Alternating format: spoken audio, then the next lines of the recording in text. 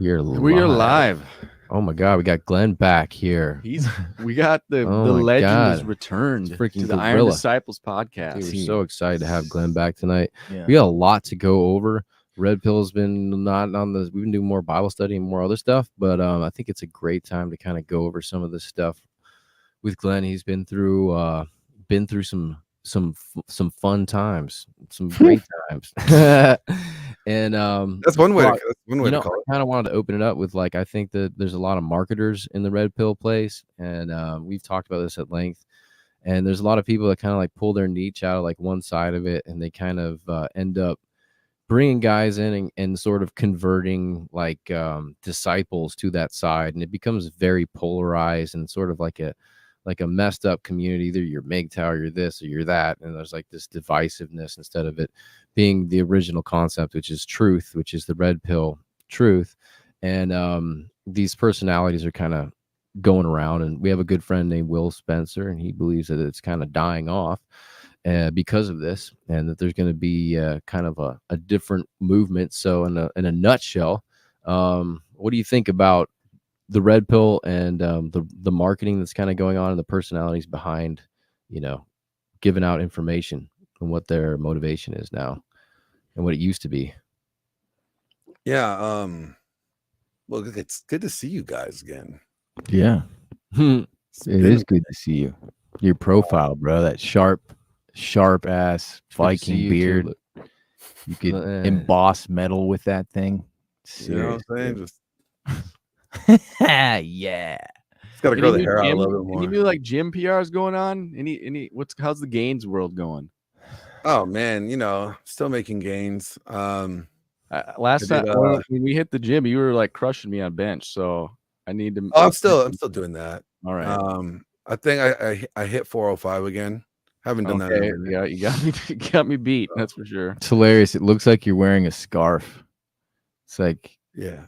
it's Over my muscles. the new Red Pill way, man. It's extra alpha, boy. Yeah, I'll tell you Trent, what. like I changed my first name from Glenn to Tren. So Yeah. Tren Lawrence. You're on out. Trenalicious Lawrence. It's on the longevity train. Yeah. Dude.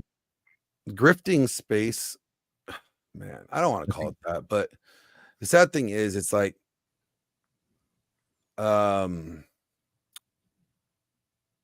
what value is really coming out? Like, I mean, there's some really good content creators. I don't want to ever like just blanket this entire thing and say like, well, the Red Pill space.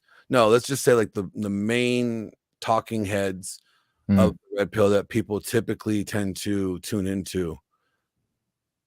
They may be lacking, content. They may be doing the grifting, right? And I don't watch everybody, so I can't. That's the thing. I can't speak on certain people. I want to say, like, I know Paul from Apex Mindset. He always gives great advice and great actionable information for guys to have.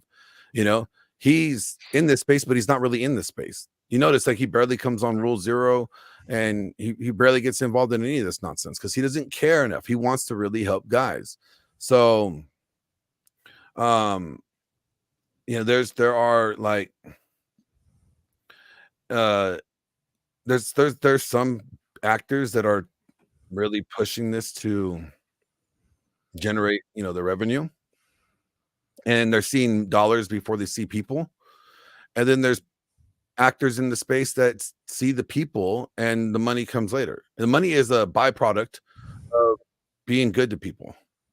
Like, does that make sense? Like, Yeah, it Yeah, kind of should reminds be. me of like diets and like a lot of the old school, like if you like Charles Poliquin, like a lot of these guys are like old school Olympic trainers. They would go into diet. It wouldn't sound super fun, but they knew everything that was going on, like early 90s. I mean, it's been around for a long time. Like it's the nuts and bolts of diet, but it gets extrapolated and marketed into like all these crash diets. Oh, you're going Atkins diets. Oh, you're going carbless. Oh, you're going keto. Oh, you're doing this. And like it starts to just blow out in all these fractionalized spaces to where people are like, they're sort of marketing, or you were using the terminology of like grifting their one side of like the diet concept and being like, this is everything. This is like, you're trying to make disciples, instead of like educating truly. And I think that's kind of the concept behind like a lot of this stuff.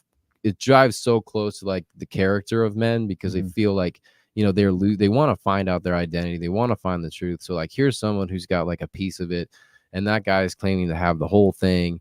And then because they don't want to lose that bank, they don't want to, if they're coaching them, they don't want to lose their client, you know, and if they're doing, they don't want to lose their paycheck, you know. So it's like all sort of gilded within like this marketing kind of manipulation, which is, it sucks, but it's definitely what I see the kind of climate going to. You know, it's weird because like I don't want to call red pill self-help, but if applied correctly, it's gonna help you. And like the hallmark of a good teacher is that he'll teach you enough so that you don't need him anymore. Right. Like a bad teacher, somebody's like, you need me, you're dependent on me. Without me, you're nothing. You know, so well, see, that's how I used to do when I used to train people. When I was a personal trainer, like I would only coach them for 3 months. And then after that, I would tell them like, look, I'm done with you. I've taught you all that I can. Like, I'm done. Like, you have learned everything you need from me. Now go do it yourself. Right. It's like you teach somebody how to understand their inner dialogue, because ultimately they are the only ones who can answer the questions that, because they're themselves. Like, you have to be able to ask those questions about yourself. You teach them that so they can actually get an inner dialogue. Then it's like you're set free. Go improve, man. Go do better now. Maybe teach somebody else. You know, maybe.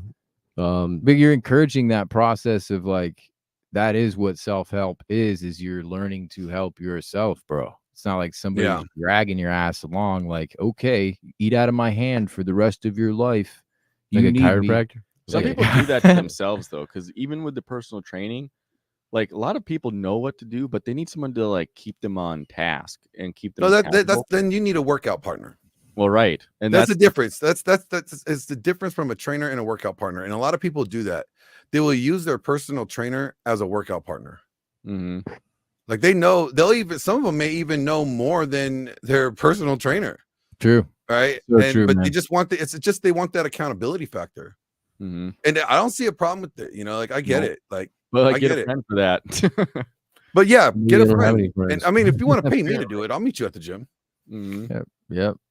Yeah, I think it's like you want to educate them enough to where they can teach other people, and then maybe like a master makes other masters, essentially. Yeah. You know, and they spread the knowledge, you know.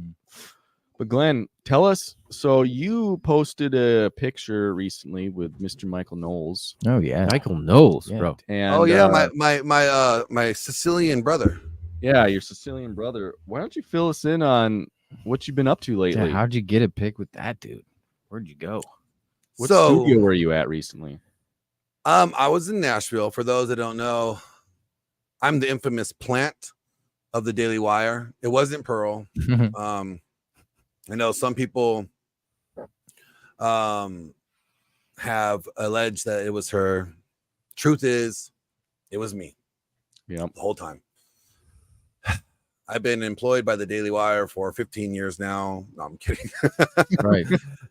No, so Pearl got the opportunity to debate Michael Knowles on marriage, and her producer his name's Blessings, and unfortunately Blessings couldn't travel from the UK to America because I think he's on like a visa already from Africa to the UK.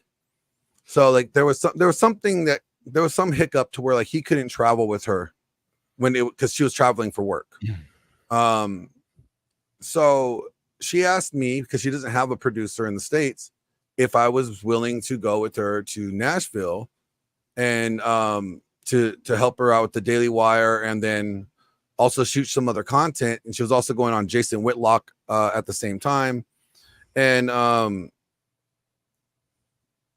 was just like, sure. She's like, I'll pay for your travel, pay for your room and board, pay for your food, and I'll give, pay you some wages. I'm like, great. Sounds awesome. Like, why wouldn't I want to get that opportunity to get into that room with those people? Like that's an amazing opportunity to be able to make that connection, even if it's just like not on screen with them, but even if it's off screen with them, and being able to network and talk to them, and just being able to, so they recognize who I am. So it's name and face, like, okay, I know that guy. I've talked to him. Yeah. So Why wouldn't you do that, dude? Yeah, Why, it's a why great the hell wouldn't opportunity. you do that? Yeah. And by this time, you guys thank got to you, bro. remember, You've like, connected us with so many awesome people, by the way, Glenn. Thank you so Yeah. much for Oh. that. Like, you're just no, incredible at I mean, networking. You're like our that's what I like to networking do. uncle. Yeah, thank you. Networking. Yeah. It's like, I'm gonna And, like- hook you guys up, my stupid nephews. This is where you get your car tires changed. All right. That guy down the road, he'll rip Look, you go off, tell all right? Leroy I sent you. Yes, right. I'm like, thanks, Uncle Glenn. Yeah. And so it's like, I had no problem taking the job. I was like, Rolo already blocked me. He wasn't talking to me at this time. Yeah, Rolo blocked you. Why? Did Yeah, he blocked me and kicked me off Rule 0 already by this time. So I'm like, Sounds like a dick. Whoa, Move. what? You guys were used to be really close. yeah, like, well, we obviously have our differences and things, like, you know, and so I respect that. Like, you know, I have not tried to say anything negative about him. I have nothing negative to say, really. That's not public. It doesn't. My issues with him are issues that don't need to be made public. Gotcha. Oh, Does that make respect. sense? Yeah, we Respect shouldn't that, be doing yeah. that. Yeah, no. 100% agree. Like my issues with him are my issues with him, and Yeah, I yeah. have yet to say anything about my real issues with him. But I'm not going to, because this is not the place, or it's between him and I. And if Dude, he wants to have that We're not- conversation, I don't want to prod. No, into it. no, I just yeah. I have to respect that's that highly. super elevated, bro, because like a lot of people in the space, because they're all hungry for that kind of drama content. Like, you could get views for it. I'm sure people would weigh in, and it'd be some talk with Glenn Lawrence in the talk, you know. And I applaud you on taking the high road on that, being like, let's keep focused on what's going on. This is not a Yeah. freaking novella where we're keeping yeah, up. no. with So it's like, when I took the job with Pearl, it was already a month or so after him and I have stopped talking. A month or so after he blocked me and he removed me from Rule 0. So I have no loyalty there. There's I could work with whoever I want at that point. And I see you in there, Base Oracle. Shout out to you. Thank you for a great conversation yesterday. I was just talking to the boys about it. You know, so by the time that Pearl actually asked me about it, you know, I was like, why not? I'm not lying if I take the job with her, because up until that point, I've never worked with her. You know, so, and if I did work with her, why would she ask me in the text message what were my rates? Yeah, it makes She would have known my rates, because if I've been working with her for a month, 6 months, you know, a year, whatever the case may Good be, point. we've already have established that as well. Does that make sense? Like, Yeah, That's like a it's good a point. difference between a working relationship and, you know, chatting with somebody. Yeah, business and I mean, friends. Yeah. You know, if For you're all sure. part of the same community, you should be talking to each other, unless it's not So- like So you that. had this bang up opportunity. You're like, hell yeah, dude, I'm going Yeah. for it. Like, why not? yeah, You why know? not? Like, this is a great opportunity for me, even just like I said, just to get my name out there, just rubbing shoulders with these guys, For sure. and making small talk and just kind of leaving them with a good impression. It's a great opportunity. Yeah. I don't see, like, again, I have no loyalty with nobody because they removed me from the team. So why would I be loyal to a team that's not there? There's So, no such thing as a is it- non-compete in this space, man. I mean, it's not like, Yeah. I mean, loyalty to what? Well, I think you it's know? like some people come out with information before others, and then other people kind of like, you know, take that information and they make a platform off of it, and then you know, there's not like royalties or like, you know, kickbacks or whatever. But I think that's kind of the way it always works out in life, whether it's like music or a body of knowledge or any type of thing. It's like you're always going to be bringing something to the table that's probably already been brought to the table, but maybe not in the same way that you're doing it. And I think that well, correct me if I'm wrong, like maybe that's kind of what's going on here. People are upset about that. Yeah, it's like, you know, like, I only made the video that I did because I was called a liar. For sure, man. I was told that I was an effing liar. That hurts. That hurts. And I'm bro. like, what did I lie about? Hmm. And then knowing that, like, I have never lied to him about that or Mhm. anything. That was like that was his effort to paint me out to be someone that I'm not. He was Hmm. attacking like my character. And I said, okay, you know what? Let me respond. I didn't want to. I was going to respond right. I didn't want to respond right away because I was really heated, and it would have been a whole lot of like F-bombs and probably saying a bunch of stuff that I probably shouldn't say. That's smart, right? Yeah, you know, like it's some of that stuff probably wouldn't need to be public knowledge. Yeah, too emotional. Yeah, I just didn't want to go down that road. So I said, you know what? I'm gonna make fun of this whole thing. You know, other people have already called him out for being the gossipy grandma of the red pill, Brittany Venti. I was like, I'm just gonna roll off of that because he made it seem like he was breaking news, that you know that he had this insider information, you know, and I was like, I'm gonna have fun with this. And so I hit up my buddy Huds. I'm like, let's do our little breaking news segment on this topic, and just like, I'm just going to reveal the evidence, but then provide a systematic breakdown how this has been a habitual behavior as of late, and just kind of let people know, like, hey, you could decide what you want to decide. Yeah, that's the hard part. That's the hard part, is like, because your guys' division, you know, downstream, like it affects us. Like it almost puts everybody in a position who knows you and Rolo in a position that's kind of like, it's tough, man. It's like all of a sudden that element of picking sides and saying who's right, you know, it sucks because like we all want to try and push the space forward. And that's just an example of how this kind of drama generally is just toxic. It doesn't serve anybody. And I don't want to be in that position where I'm like Rolo or, and I don't want people to have to pick a shitty position to be in. You got to pull that super chat up. Yeah. Thank you, Billy Blue Balls. Thank you. Glenn's OnlyFans manager. Yeah. I took a page of the weird, dude. What is that? Redhead, you know, that Nala chick, you know, and I decided, you know what, she's a Christian. She's, you know, she still has her OnlyFans up. So I'll be a Christian. I'll create one too, I guess, you know. That was, and I got a manager apparently. That thing is a master, like Mr. Potato Head, but a nutsack. There's something for everybody. Something for everybody. Yeah. So what was the experience like in, like, you know, being in the Daily Wire studio, and how that went? Was it kind of like, oh man, they have a wonderful production. Like it reminds me of just like any production set that I've been on in Hollywood. Wow. You know, it's like just it's just a smooth, systematic, you know, just everything flows. Everything's it's a well-greased machine. Is like everybody's studio in there, like Matt Walsh, like everybody's studios in a certain area. Like there's like, it's a big studio. Wow. And everybody has this, you know, separate location for the studio. And where we were shooting was like in the main room, right? And the main room has that set that she was on, but also like the set where they smoked the cigars. Yeah. Like the backstage set, like they have that set there. And then I didn't see where everybody else's little sets were. We did see where Michael Knowles' sets was. And learned that like that was the most like complicated set to build. His looks cool though. Like his is it's amazing. An amazing set. And I'm like, Michael Knowles is so small, bro. Really? Like, and then that set is so small. It almost kind of reminded me of like, remember like the girls had like the doll houses, like they were like 4 feet tall, but you could open it up and like, you know, that's what his set reminded me of, because I couldn't walk in there like without almost breaking anything. Oh, it seems so big. Like That's a crazy. China shop. Yeah. It was like I felt claustrophobic in there. I was like, dang. That's so weird. I would have never guessed that. Dude. Wow. They did really good with that, man. I guess they don't like Michael very much. You just like put him in the corner and like, you're about the size of a hobbit. We'll give you a hobbit sized studio. He's super cool though, and super smart, man. I got a lot of respect for Michael. I watched a lot of his stuff. You know what do you think of the debate? Did you guys see this comment from Base Oracle? This is actually an interesting comment. I can't click on it. What?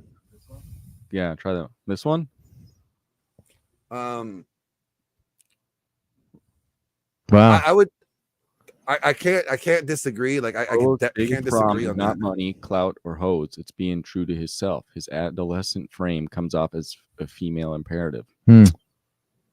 He's clearly, yeah.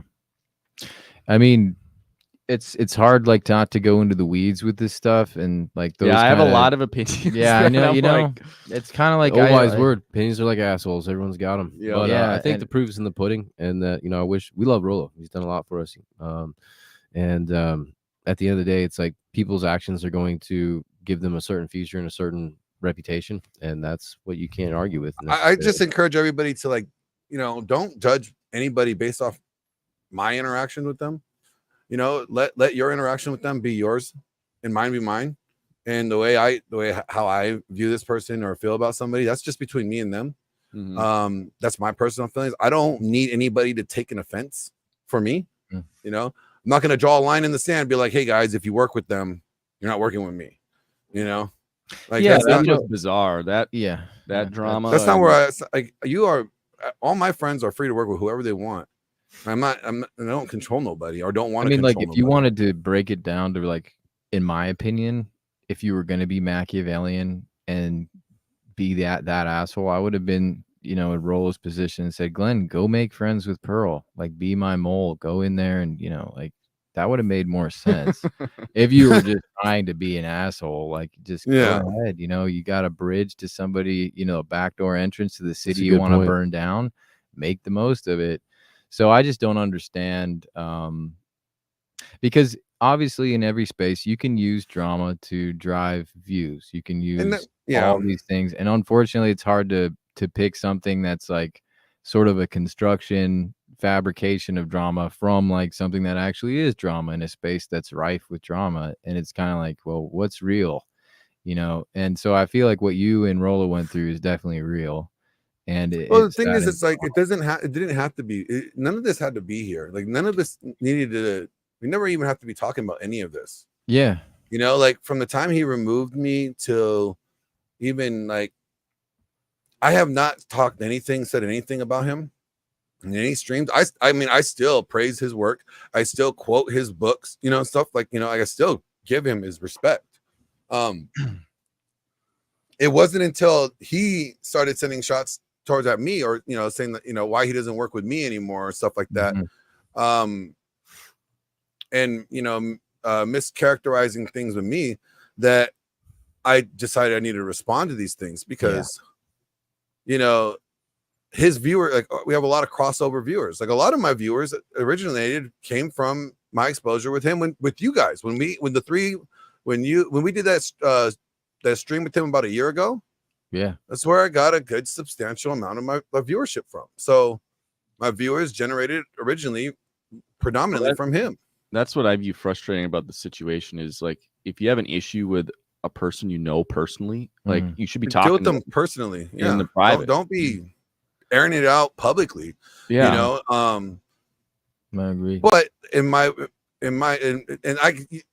could look at it and say, well, Glenn, why didn't you do that? Why didn't you reach out to him as well? I'm like, well, he blocked me, you know, like, so for me, it was like, okay, something he did publicly too. Like, and it was like, I'm just trying to, I didn't clap. I didn't like go into it and just like start dropping ad hominems and, you know, making up conspiracy theories or you know, anything like that. I just addressed the issues each time that I had a discrepancy with. You know, like, it's kind of matter of fact, you know, you're just like, like, I'm like, no, this is what it is. This is what this is. I don't know why he's doing this, you know. Okay, cool. Moving on. And I just try to like leave it alone. Like, I don't really want to talk about, I don't want to have to talk about it again. I know I'm going to, but I know people are going to bring it up. And they're going to want to know, like, you know, more. I really don't feel like I already said everything that I said in that video. Video was pretty much a mic drop for me. The one that I did with HUDs. I said what I said. I said everything. And then mic drop. I walked away. There you go. It's done. I have nothing else to say on that topic or about him. I still think his work is good. I did say that, you know, what I fear the most is that, you know, if he continues down this path and he keeps on making fabricated stories, then people are going to not believe him when he says things. And if they stop thinking that they start believing that he's being dishonest on his streams, they might also start thinking that he's being dishonest in his work, because one leads to the other, right? You know, that's genuine care for Rolo and himself. Yeah, dude. like, yeah. And I was like, I don't want him to squander what he's built, what he's worked on for 20 years, and I don't want him to lose his credibility over unnecessary bullshit. For sure, bro. And, you know, like, you're taking the high road. You're leading by example in a space that people like to take this and, you know, fly it like a banner. especially when they feel they've been done wrong. So you, as being a Christian man in the space, a man of Christ, like actually walking the walk, that's hard, beyond just defending yourself and saying, here's the way that I feel the score settles. It's going to be, like you said, the upcoming months, it's one of those hot topics people are going to want to ask you about. And I admire you for staying out of the weeds, man. I do. That's not an easy thing to do. Looks like you're making some good new connections out of that, though. Yeah, for sure. So I mean, where are you at with God uses all things for the good, and like that's great. Amen. But let's get back to like the reason why we're here in this space. Like, we're here in this space because we want to help it, and like I now see why why Rich Cooper calls it the Meadow Swamp. Yeah, it's situations like this that we're talking about. What are you going to do? Last 25 minutes, and they're all together, bro. They're going to act like a bunch of bitches. Yeah, like we literally for the past 26 minutes we have talked about all these guys are acting like BS shit, drama. Yeah. We talked about a BS drama for the past 26 minutes. Not any actionable information for anybody to use. No, but it's kind of weird because it's like these people, like they look up to these teachers, and so like a teacher is always on a pedestal in a way that they have to have their respectability. And so like these men that are listening are sort of reevaluating everything. They're deciding on who they're going to listen to, and it's because of the way people judge others, man. So like it is actionable in a way that they are going to be more selective. They take this information, they pack it in, and they say, here's what I heard and here's what I now know. And it causes them to make a decision on what to consume the next time they, open up YouTube or something like that. I mean, this is in a way that is actionable. I don't think he's meaning our stream specifically, but why do we have to talk about this? Oh, is that what you mean, Glenn? Yeah. Well, it's like, no, it's not like, why do we have to talk about this? I'm just saying, like, there's so much more. Like our viewership is looking at us for advice about situations that they see or the situations that they're dealing with, and we're talking about a high school drama situation. I feel you, dude. Let's get off it. I don't think it's really bad, because I think like that's really what we start to see, like, is reoccurring throughout life, no matter where. And I just think that's like the person, like judge the people's. You know what I mean? Well, it's like I was listening to these guys talking about these PUAs in like Chile.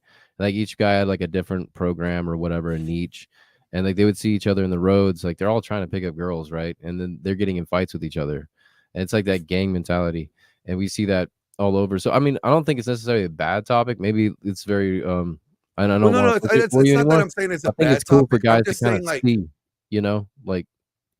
We're dealing with these same issues. I don't want people to use my this is where it is. Is like, again, my experience with him is my experience with him. That is, individualized, right? Your experience with him, that's you guys. I don't want you guys to have a view of him based on my experience with him, right?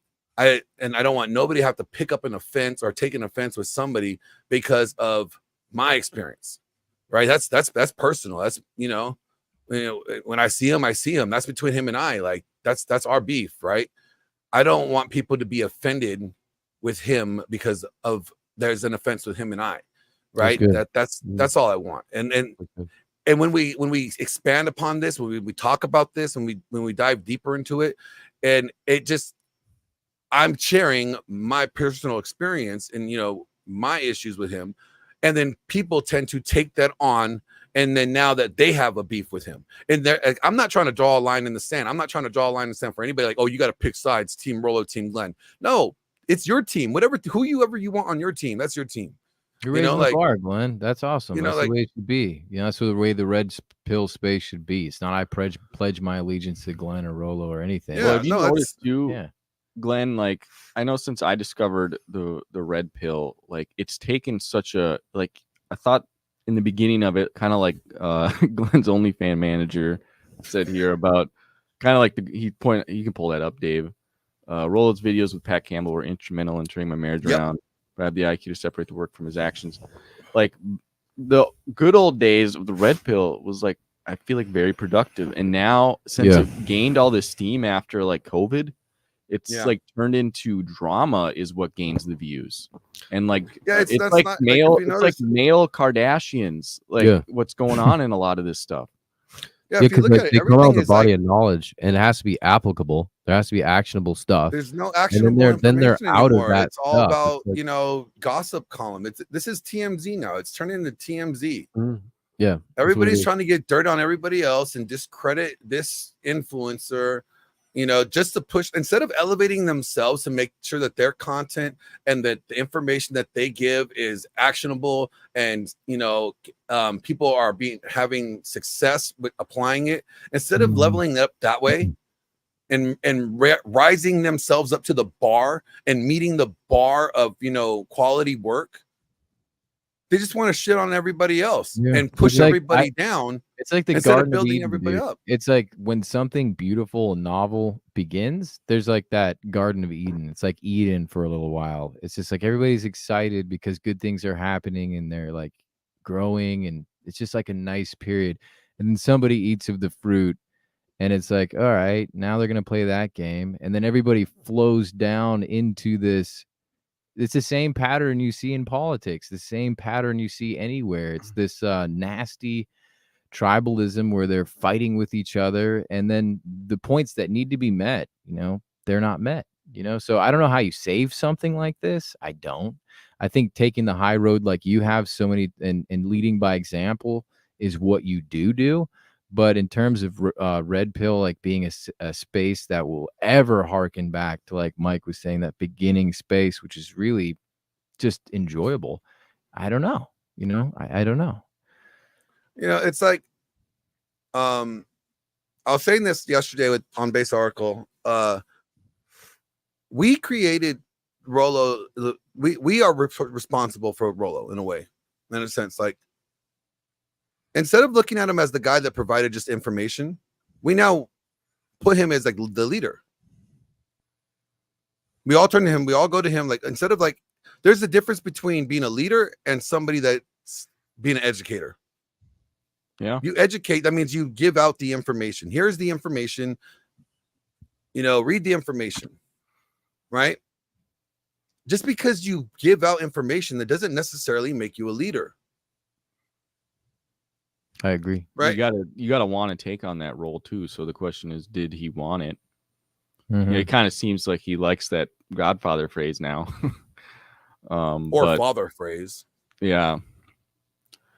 That's why we've kind of pivoted. Like we've been more so on the biblical topics, I would say, trying to be lately, just because it's kind of gets exhausting talking in circles around the same kind of issues and drama that kind of comes out of the red pill. It's like, lately it's been like, oh, now these OnlyFans girls are Christians. Like, what do we do with that? Oh, let's talk about that. That's a good actionable information to talk about. Let's talk about that. I wanted to watch your stream on that yesterday, but I didn't get a chance to yet on Nala. Okay, she's from our city. Oh, really? Yeah. Is she your neighbor? How is this actionable information? Well, because we're talking about judging, because everybody's making quick to judge here. All right. So my position is this. I'm going to do a little bit of red pill and a little bit of Bible here at the same time. Okay. Here's the red pill in it. She quit her OnlyFans because a man that she likes, that she wants to be with, she calls him her partner, led her to the Lord. Rollo talks about genuine desire and a girl being able to change religions for you, move across country for you, right? Like willing to change her career, be the ride or die chick. Like she will drop what she's doing and go in your direction because she doesn't want to lose you, right?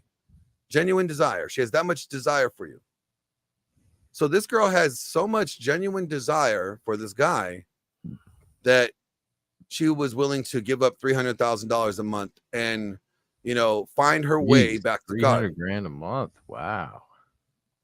To me, there's a little bit more that I think it's where she's at now with her faith and stuff, and her being a new baby Christian again, and like I think it might be authentic. I think that's there might be genuine. I think that we need to wait and see. You know, we could sit back and judge the fruit. We don't judge the person. Like, how many young Christians you know that are still wild out? And how many old Christians do you know that still wild out? Okay, like that change is not instant. You don't go from, you know, receiving Christ and being a OnlyFans porn star to the after you say amen, now you're the beacon of purity and you know, wonderful womanhood. Like, there's a process. There's going to be things that she's going to have to slowly like chip off of her, and she's going to have to give up. And it's a process. It's not overnight. It's not instant. So it isn't with anyone. Her. I think, yeah. Well, I think it's probably because her content that she still has up is ridiculous. No, she doesn't have any of the content up. Well, if you go on her Instagram now, it's still like questionable. She did delete her Twitter. I looked. She deleted her Twitter, and then her OnlyFans page only has a video of her rapping some Christian song. Huh. I figured she might got locked into that because I remember seeing a girl like trying to get out, but they're, you know, ran by an agency and have a contract. So even if they want to get out, they're stuck with whatever the contract period is and don't even own the content. So I don't know what it is with her, but that's the nightmare those girls get into. They might have that come to Jesus moment and then have to spend who knows how much money to get out of the contract. Yeah. My question is, like, I expect the criticism coming from like the red pill and then the secular space, you know? Yeah. But man, I've seen more Christians attack this chick as I did, you know, everyone else. I'm like, Kat Von D too. We talked about her conversion. Yeah. She got hammered big time by Christians. And I think, you know, that is part of that problem with Billy Blue Balls, I'm telling you, shut up.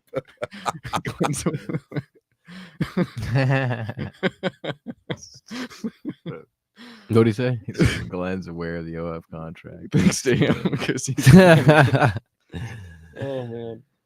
But I mean, it's nothing new, guys. I mean, think about it. The church is so good at turning people off immediately. The new believers aren't believer enough. You know, what's that Rolo little soundbite he used? Like, you're not a Christian? Yeah, exactly that. And it's a psychological issue, you know, a neural or a psychological pathogen, a spiritual pathogen that Christians have. And that's why you get the holy roller, the judgmental freak ass. Like, people do not know how to connect with people at their brokenness because they're so quick to forget where they came from before Christ redeemed them. You know, and I think that the judgment part is so fun because it gives you a scapegoat from your own shitty life. And so you can go look at the OF girl and talk crap about her. And dude, it's like, how much time do you have during a day? Like, you're going to go talk crap about an OF girl's conversion? Like, go read a book, go read the Bible, dude. Like, shut up. Reminds me of Paul's verse in Philippians. I mean, it'd be different. Well, I'm saying it'd be different. Like, say, for instance, you have a real Bible teacher who's, because there's a difference between a teacher that's going to get stuff wrong. Like, we're elders in a Bible study. We get stuff wrong all the time, right? That's just the way it is.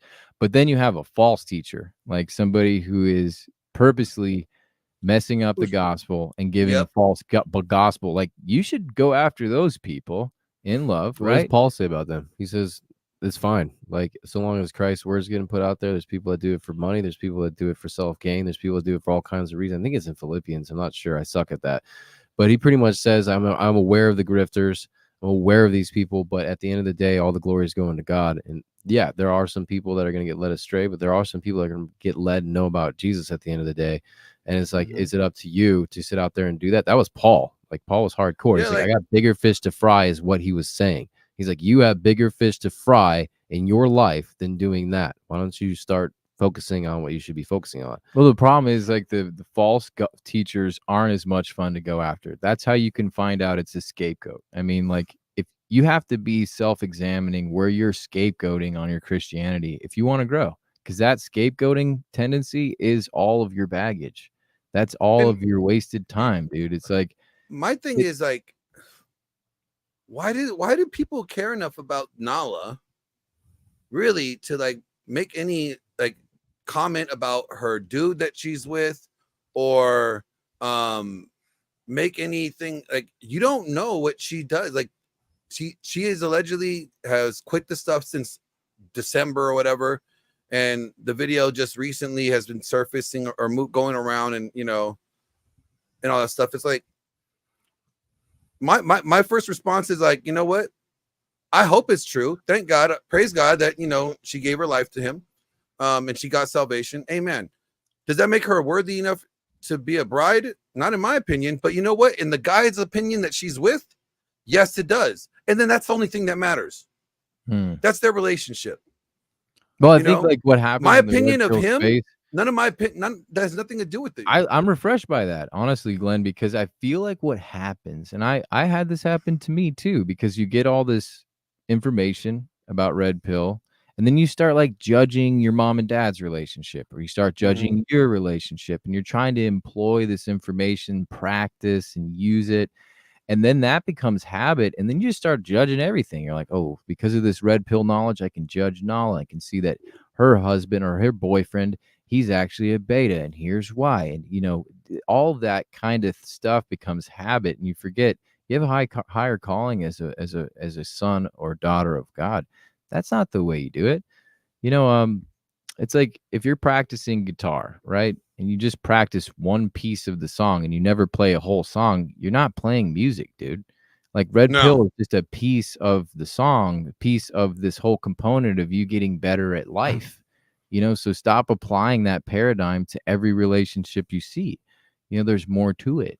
Well, and that, you know, we should just and if it's not your relationship, that's the other thing. We gotta stick our nose out of that part of it. It's like we want Nala to have an authentic relationship with Jesus, and her testimony with her already, the reach she has could be huge for girls. How many people that may have been like, you know, how many people may have been like already like led to the Lord just based off of her experience? Like maybe it's somebody like we don't know, but we don't know if somebody like decided, you know what, I'm gonna quit doing whatever.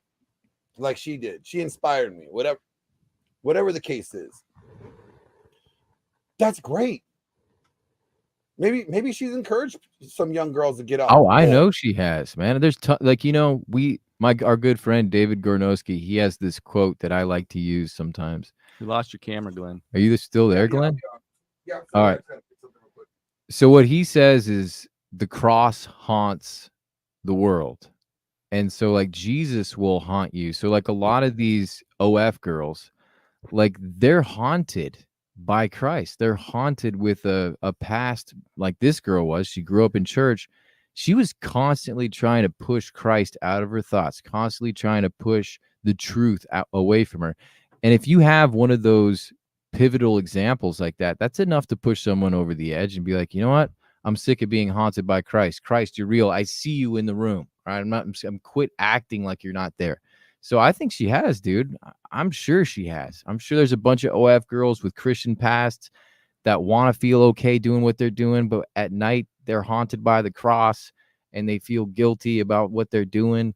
And that was just the nudge they needed, you know, was seeing another girl do that. Let's hit these super chats we haven't hit. I agree. Siege, good point. Thank you so much. We've seen you in the chat. And then we got Siege D is one of my moderators. He's awesome. Yeah, he's a legend. Connor, it's a good point that people should form their own opinions and people based on their experiences. Thanks, Connor. About people. Connor's one of our bros in the Iron Disciples group. Yes, he is. Connor's straight up gold, man. You have a group going, right, Glenn? Bible study group? Yeah, we got a Bible study group. And, you know, I've been really bad at it lately. Just, you know, I've been going through it, you know, like I've been going through it a lot, and with my work schedule being the way it has been, you know, like just with the way everything has been going, I have not been able to really give it its focus that I need to, and I feel horrible about that. But you know, yeah, I do have it. I do have a Bible study group. I got Billy Blue Balls in there.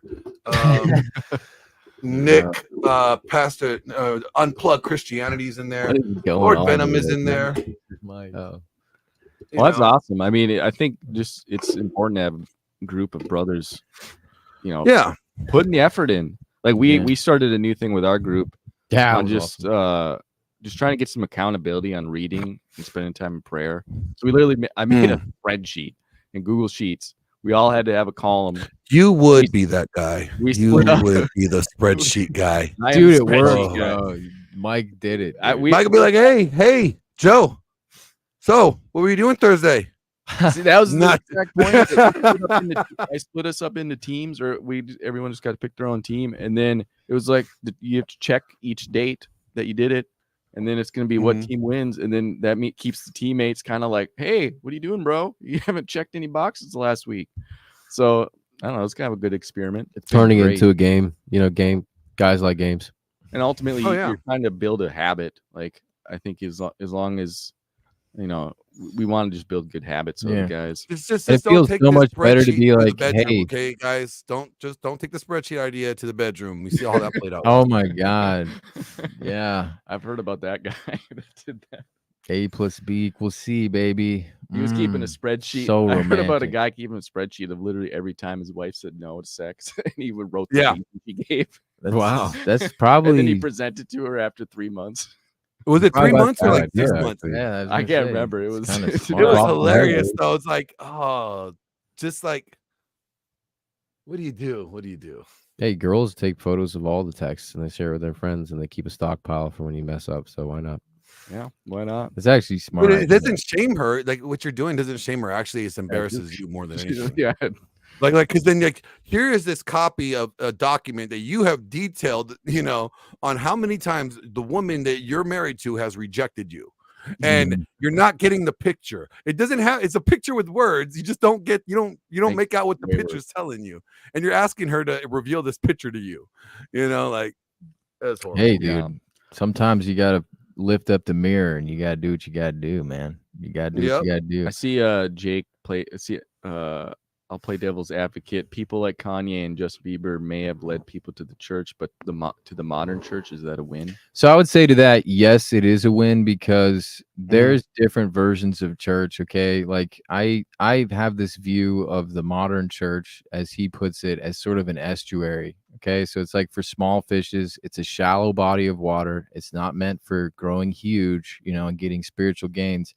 But it will sort of get you in the door. Is it ideal? No, but it serves a purpose. And if you stay there, that's your choice, because ultimately you need to grow, and that's between you and God. Like if you're going to sit there and hope that your pastor spoon feeding you is going to inspire the growth you need, then you're obviously, because I mean, first of all, Justin Bieber or Kanye West, all these figures that have accepted Christ, that are giant mega superstars, like Joe had said, like Paul had said, like Jesus said to his disciples when there was, this guy using Jesus to cast out demons and stuff, like ultimately Jesus is being spoken about. Because I used to hold that sort of perfectionist idea of church, but the bottom line is it's nowhere.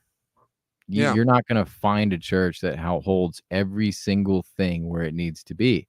So ultimately, again, where's your energy being focused? Is it being focused on critiquing something to death?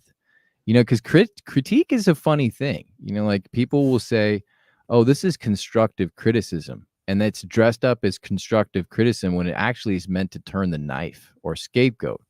It's fun to be the guy who's right, picking apart other stuff. Honestly, it puts you in a place of power, puts you in a position where you're the one calling the shots. It's very attractive. Most men will like to spend their whole lives there.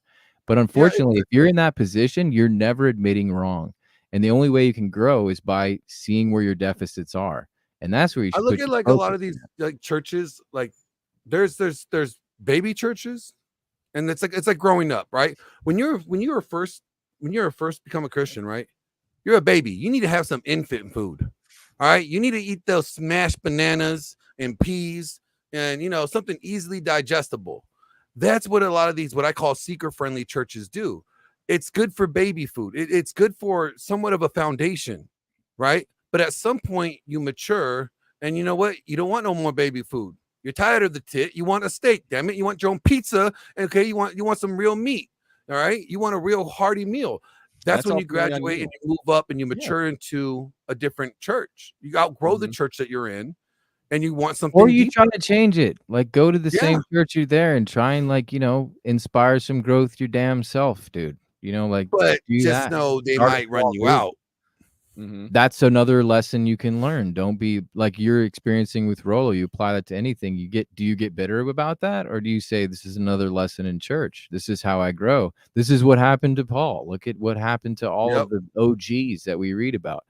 So yeah, are you going to get a different experience? Is that hubris? Yeah, it is kind of hubris, thinking that you would somehow get through life in a perfect church. Come on, dude. I think people get confused, the idea that we're supposed to be unified as Christians versus like the body of Christ and how it's expressed like in a gestalt fashion, that there's different parts of the church that do different things. Like the purpose of one church, maybe the Orthodox will be to collect history, then the Catholics would be different, the Protestants maybe for evangelism. And then what you have is this cohesive gestalt of like a full-blown body, that different body parts are actionable at different times for a hand grabbing the water and the stomach digesting and the feet moving the body forward, et cetera, et cetera, et cetera. But like Paul said, you can't have the foot talking to the eye and saying, hey, I don't need you, you're of no use to me. It's like, well, that's what happens in the church. And also, to push this further into like the Nala, a lot of these people, when they see Christians like pointing their fingers, oh, is she true or she's not, they look at the church and be like, y'all are fractionized so bad. Like, you guys have like these bones to pick with each other. And that's kind of like what I see is like, they're not taking in the body of Christ as within the gestalt fashion, that there are different parts of it. But we are supposed to be unified at the same time, supporting one another in the differences. You're not going to agree all the time. You don't have the same purpose. Yeah. You're not an eye. You're not a foot. See, like, and my part of the body of the Christ is I'm the asshole. I just talk shit. Heck like, yeah, we need a butthole, baby. Everybody needs a butthole. I'm the butthole of the body. You know what I'm saying? Like, I'm just the shit talker. I'm getting all the flushing it all out. It's important. People need to connect with you that. have been putting up with a lot of shit lately, Glenn. You have. I have talked a lot of shit. But here's the funny thing. Like, okay, guys, do you remember back, I think it was like October, September? I told you my time in Vegas is going to be shorter than I thought. And I was right. And we kind of foresaw some of these things. Maybe not to the degree that it is, but we discussed it. There's writing on the wall. It's so hard to we've all been there where it's like, it could go this way, it could go that way, but it's not like a definite. We all know what a definite feels like. And boy, is that a good feeling, like where it's like, oh, this is solid. Heck yeah, it's time to sail. But I wanted to point out something that I've learned that's given me grace with the church and just an ability to be of use depending on the church that I'm in or the setting of church that I'm in. Like, the Protestants are wonderful at ushering people in and evangelizing, right? The Catholics and the Orthodox are wonderful at teaching reverence, sort of the quiet, peaceful kind of prayer, the idea of beauty in the church, right? Like cathedral. And you start to take this perspective that, like Joe said, the gestalt, you start to see things more connected, and it helps you to enjoy the fact that the church is indeed alive and it is functioning. And you're the thing that I think hurts a lot of people in the church is they think they have to save it. And the truth is, you just need to do your part, because the church is going to win. Christ has already won. It will never be able to be destroyed. So that's like the battle's already won. That's the thing. Like, it's already done. Everything's done. It's done. It's over. Okay. Yeah. It's not like there's going to be this. I mean, who knows what the future has? Like, the Protestant church is reabsorbed back into the Catholic, the Orthodox, and this giant, like, ecumenical just healing happens. And it's kind of fun to just fantasize and imagine that happening. But like, even if that doesn't happen, people are finding their place in the church. Like, there's fads in the church. Like, there's a fad with the young Catholics where they're going to like Latin mass. They don't understand anything, but somehow it's ministering to them. So I'm not going to be like, oh, you hoity-toity, like you don't even understand. I'm like, if that works for you, like, you got to ask yourselves, why is it happening? Why is like, I mean, like, there's some, like, the Latin mass, there is a push for that, but there's also a push for orthodoxy as well. Big right? time. And and it's and there's I have no beef with either one of it. What it tells me, what I'm seeing in it though, is that the liberalistic or the liberal side of Christianity, the egalitarian side, the evangelical side of Christianity has been perverted to the point where people are either abandoning Christianity altogether, or they're saying, I don't want to abandon Christianity. I need something deeper. Yeah. And then they're going another direction with it, going back to more Orthodox faith. Well, there's a certain masculinity about like the Orthodox Church or the Catholic Church. But you got to remember, there's a reason why people left the Orthodox to begin with. At the same time, is because I was going to bring that up. The religiousness, the traditional religious process, just like it was too much of a ritualistic rather than a living, breathing relationship with God. It was, which is why the hippies were so successful. Yes, because people wanted to talk about their problem. You know, like that's why I don't want to be reductive and like cut one person. Like, look at that, dude. I think it happened for a reason. Corruption comes in all shapes and sizes, and when the pendulum swings, it's going to be corruption on either side of it. Yes, so I mean that's the way it's going to go. The church has always sort of like rode that pendulum throughout time. But as long as we are man and we are sinful in nature, it's going to happen. There's going to be corruption in anything. A church problem. One thing I wanted to do for our listeners, because I'm not so sure if you guys understand what the terminology Gestalt means, but I wanted to read the definition for you all. It's a good word to know. It's an organized whole that is perceived as more than the sum of its parts. Yeah. So to give you an example, like a car is a Gestalt, a home is a Gestalt, your body is a Gestalt. You know, that camera that we're recording with, these computers, they're all Gestalt. A book is a Gestalt. Like there's more than the sum of its parts. If I took a piece of paper out of a book and just put it on the table without ink, it would mean nothing. If I took the ink by itself and put it on the table without nothing, it would mean nothing. If I took the lens off that camera by itself, it wouldn't be a camera, right? So you take the parts out of it and you say, this is so great, this is what it is all about. But no, like most of everything around us is Gestalt based, even ideas and concepts. So I just want you guys to introduce you to that word and come acquainted with it, because unification is the sum of its parts, and the purpose of unification is the mission of that purpose. Which, what is our church's purpose? It's to drive home the Great Commission, to love and to do what it is in that body of Christ that you have been designated to do to the fullest, and not judge the other parts of it. I would like to see the church though stop. I like that. Yeah. Like I'd probably give the credit more to Protestants on this, on being graceful with the other there you go. Yeah, the Catholics and Orthodox are like on an all front against the Protestants, I've noticed lately. We are the real church and the real faith. Yeah, and it's just like it makes it makes the situation, it makes us look like clowns a little bit. Like I was at the gym, me and producer Dave, and we got introduced. Producer Dave. We got introduced to this Catholic guy by a friend of ours. Oh, was this the other weekend? Yeah, the guy went on like a 30-minute rant, like he was built up at us Protestants, and I'm like, it was the most uncomfortable conversation. I'm like, I've never thought in my life I need to go on rants against Catholics about things I don't like, or Orthodox of like what I think is wrong with them. Like, you're just like, you're cool in your space, bro. Like it's cool you're Orthodox. You're my Orthodox brother. Yeah, like I love you, bro. It's all good. Can I ask you what his main like objection was to Protestantism? I don't know. He just like, his first part of his rant was like assuming we had all these misconceptions, like about Catholics. Like we don't actually pray to Mary. Like we don't worship her.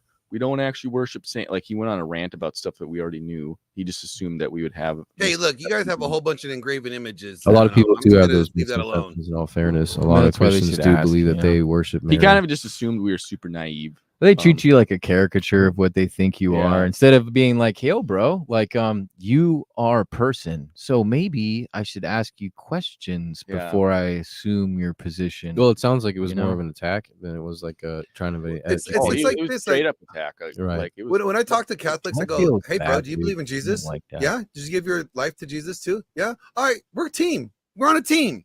You know, like, yeah, I don't believe everything that you believe. You don't believe everything I believe. But hey, the foundation." We can stand on that foundation. Yeah, and I'm happy to stand with them. My dad. If that's as far as I could go with you, then that's great.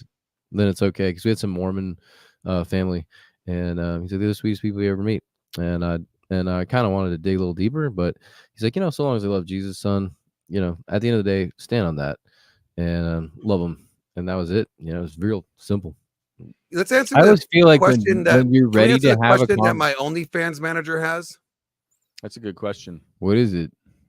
Where then do we draw the line if a church is preaching Christ but has huge defects such as egalitarianism? Well, I mean, there's so many, like egalitarianism, I think is going to be what a red pill Christian would definitely hyper fixate on, but it's one among many that are in the church that are huge problems. I mean, there's analogs of that we can go down the list from feminism. But what would you do if you're in a church that has some problems? You try and talk about it with the church attendees. You try your best to do good to your brothers and sisters in the form of education, waiting for the appropriate time. Like what these guys are talking about, we've all had that experience where you're being attacked by somebody, right? When you're being attacked by somebody, you have the difficult job of staving the attack and trying to actually coordinate with that person communication, right? Like, because a lot of people just go attack because it's part of what they think they have to do. So if you can say you don't need to attack me or change it, like be a leader in the situation, which is really cracking the code of the dysfunction of our communication as a church, then you're getting work done. But the people have to be brought to that position where they're actually interested in who you You're are. not going to make change in some big church. So no, I think what you got to well, I mean, do it is depends on the have a right. conversation. No, I mean, like, it depends You have on a how bad conversation it with is. the Like, if pastor you and have the a leadership. female pastor up there, bro, then yeah, maybe that's maybe different. that's You not just don't your go fight. anymore. Maybe you're not going to die on Yeah. that hill. Maybe Yeah. you're outgunned, dude. Like, go to Yeah. another place at that point. Yeah. Yeah. But if it's an I think like you egalitarian have a problem, like you conversation feel with like the leadership. there's a Have female a conversation worship with the leader that leadership, talks a for lot. And you're sure. like, she's actually a pastor, but she doesn't have the title, but she talks a lot on the stage or something like that, which is more like, I agree with what do you do? I agree. Like, there's nothing stopping you from talking to the leadership. Like Glenn's saying, there's nothing wrong with you saying things. I think what happens is people become so emotional that they ruin what they're about to say with all the other stuff they're not supposed to do. Like it's clearly said, Paul's like, go talk to your brother if you have an issue with him. So just start off with that. Go ahead, talk to him, get out and try to curb your enthusiasm a little bit. And then if it works, it works. If it doesn't, and you keep moving on and you've done your part. I think that's a big point. I think it's just like the thing is, like, you go to the leadership. Exit churches without doing that, and that's not. Yeah, good. that's the thing. They just don't. It's a passive aggressive. I don't want to rock the boat or challenge, but I'm going to talk bad about you and say that you're a bad church once I leave you. Yeah, and that's a disservice. Yeah, because a lot of the people. I mean, I literally remember having a conversation with a pastor I told him, I was like, dude, nowhere in the Bible does it say you got to get married with the state. So why do you tell me that marriage with the state is the only way to get married according to God's word? I said, it's not that in there. And he's like, I was like, prove it to me. And then when he was trying to use the scriptures that he had referenced, and it doesn't show that, and how he was trying to, make it say that in his own words and his own reframing of it, I said, no, you are interpreting it this way. That's not what it's saying, And when we had that conversation, yeah, he was taken back. He had to swallow his pride a little bit, but that helped him move forward. And he didn't hold that view anymore. And we had a buddy. Sometimes you have to have these tough conversations with people that you don't want to have. But if you just dip out and you don't do that and don't give them that information, then you're not helping your brother out. 100% agree. 100%. But what I would say to what his question is, where do you draw the line? Is that once you make the attempt to talk to the leadership and just kind of see where they're at with things and get a feel for them and ask these questions as to why this is not being practiced, if this is what it is. Because I'll tell you, there are the extremes churches as well to this patriarchal society thing too, where they're very patriarchal, but they lack love. They have their wives under control and, the wives are on leashes and, everything's respectful and just super but they lack the love. They lack the loving part. I think a solid church has three major things here. Churches have a good church has three major things. All right. They have the love of God. All right. They understand the love, power, and sound mind. Some churches have power, but no love and sound mind. Some churches have one or two, but you need all three to be a solid church. And all three of those principles being applied in that church, you will have a good, godly, biblical, patriarchal church where it's not overbearing. you know, where it's ran the way it's supposed to be ran. But can you explain that again, egalitarianism to his question specifically? yeah, so Define it, you mean? egalitarianism is just biblical feminism. That's all really what it was. That's what it was called before. It's basically men and women are equal in everything. You know, men are not the head of the household. You know, anybody could be the head of the household. They're basically, in my opinion, they're the transgenderism of the church. Okay. So when Jesus talks about like the meek shall inherit the earth, or he says that this poor woman, when the mites, she offers up 2 or 3 mites, and it's more than the rich man offers. He kind of goes through this idea that, you know, what equality is, what status is, and he kind of like dismantles this whole thing.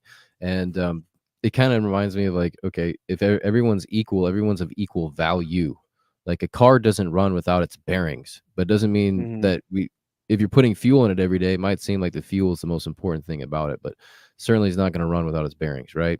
So yeah, that's like egalitarian is never used in that context. Yeah, I know it's confusing. Well, see, like that's what I think is what people confusing, and that's the only reason why I'm pointing towards it is like the idea of importance versus the idea of like God's equality of looking at it. So every soul is important, has equal value. Yeah, everybody, we're equal in value, but we're different in function and different in station. Yeah, you know, exactly.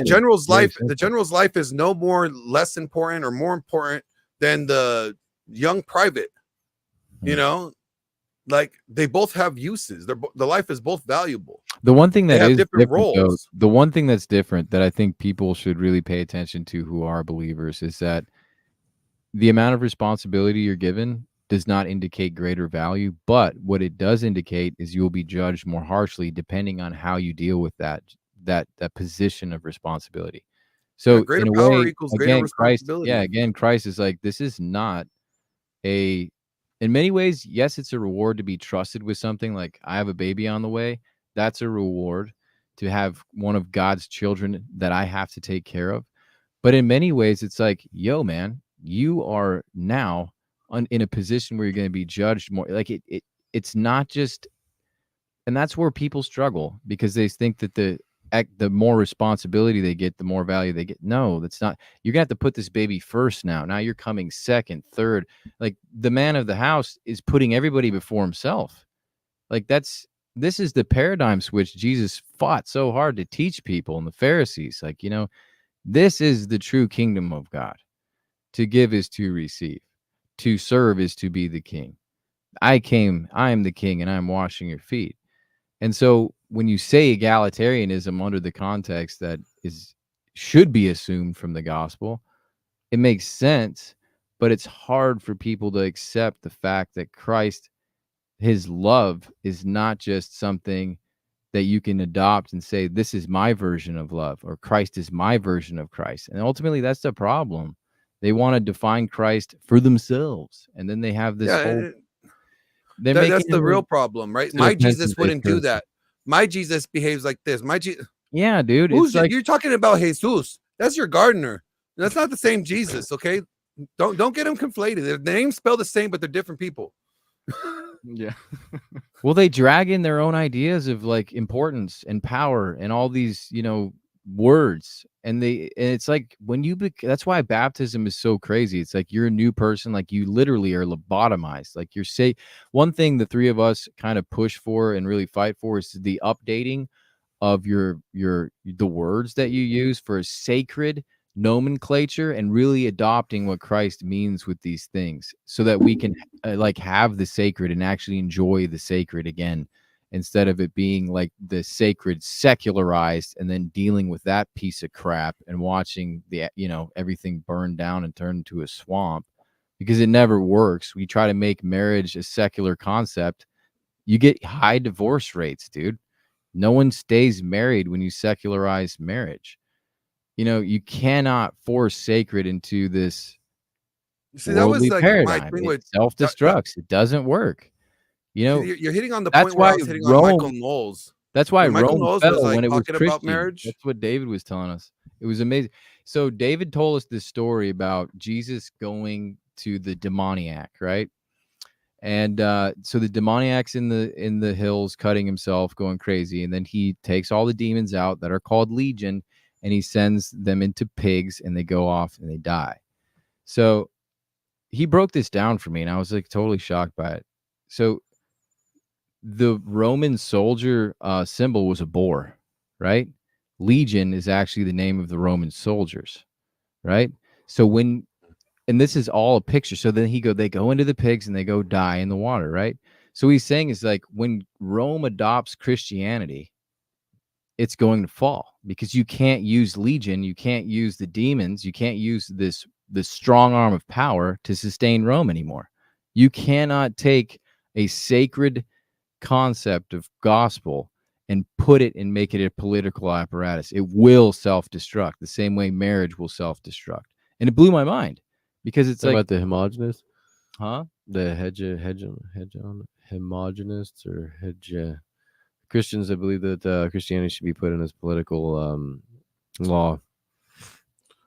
That's theonomy. Yeah, that's right. Thank you. Theonomy. Yeah. Yeah, whatever. Well, that's like I was talking to Michael Knowles about this because he kept on pushing like we got to get guys back into marriage. I'm like, how about we just get the church to start practicing Christian marriage again? Because the way we do it now is the same way that the fags do it and the trannies do it and everybody else does it. Yeah, I always question why Christians would be signing the same marriage contract as like aren't we supposed to be set apart? How are we supposed to be set apart if we're practicing the same like ritualistic system and process as they are? Well, we're being judged, right? Because we abdicated on our responsibility to handle the sacred, which is marriage. We gave that to the state, we gave it to the government, and now we're being judged for it, right? Yeah. You want to know how femininity creeped in? Is because we gave up our responsibility to manage and deal with marriage. Church never had to do that, but we chose to do that. I don't know why. There's got to be Rachel Wilson should probably write a book on that. But like those are the seeds of the way that whole thing got secularized, and now look at it. It's a mess. Yeah. But hey, guys, I got a jet. I gotta get my Bible study going on because these guys are yelling at me and they're talking crap about me and like, Glenn's gonna be late again. We're not gonna start on time. They were doing that in the chat before the stream. I know, started. And it wasn't even my fault. I know. I was here. It's my fault. See, it's great to see you again, Glenn.